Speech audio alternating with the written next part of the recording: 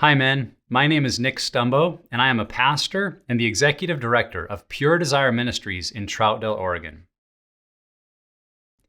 In John chapter 8, Jesus declared to a group of people that knowing the truth would set you free. And he went on to promise that he whom the Son sets free is free indeed. As beautiful and as amazing as these words are, for men who are struggling with pornography or trapped in a pattern of unwanted sexual behavior, these words can actually feel condemning. Because we're led to believe that either Jesus didn't mean what he said when he promised freedom, or that we just aren't good enough to receive it. And when we're trapped in pornography or unwanted sexual behavior, the conclusion tends to be there's something wrong with me. I know this was my struggle for over 15 years of my life as I battled through a binge-purge relationship with pornography. Though I loved Jesus and did everything that the church had taught me to do, read my Bible more, pray more, have accountability software, confess to others around me, I found myself still struggling.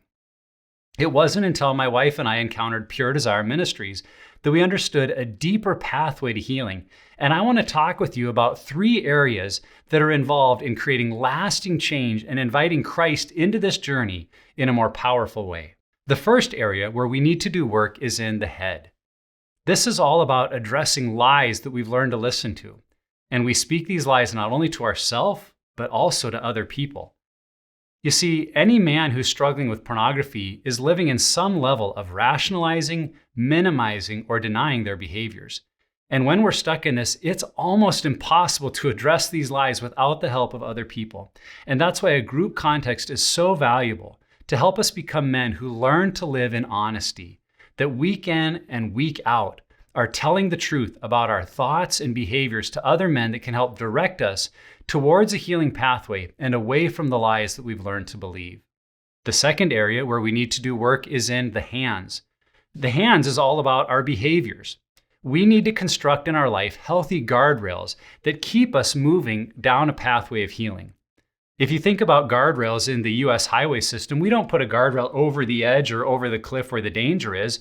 We actually construct them up on the level ground far away from where a crash would happen. And this is the idea that we want to construct around our behaviors. We don't simply say, I'm not going to look at pornography anymore, but we construct instead guardrails around things like our use of the internet, how we engage with social media, the choices we make about how we interact with women who are not our spouses. But in addition to these things, it's also areas like the amount of sleep we get, our diet and our exercise, and the healthy habits that we're choosing to live in a good way. As we construct these guardrails, we bump into them long before we're being tempted to act out with pornography, and we can be redirected towards health. The third area where we need to do work is in the heart. And the heart is all about accessing the wounds. The truth is that for every man, even those who grew up in a good Christian home, we have encountered pain, wounds, or trauma along the way. And it's not as important about what happened to us, but more importantly, what happened inside of us. Because these wounds and trauma have a way of creating false core beliefs about our value, worth, and identity.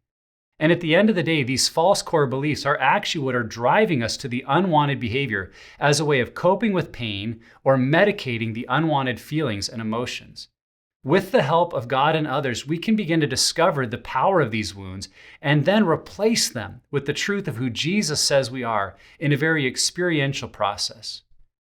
It's best to think of these 3 circles not just as 3 individual areas, but really as 3 overlapping circles that talk about the journey towards freedom. It's not enough to be doing work in 1 or 2 of the circles, but we have to be working concurrently in all 3 circles. And when we are, real momentum and change can occur.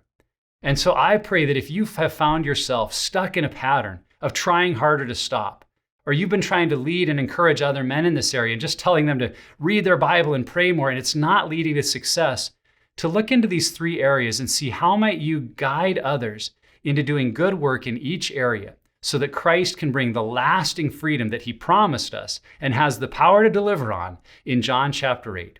Because I believe, as I've experienced, that lasting change and freedom is absolutely possible through Christ.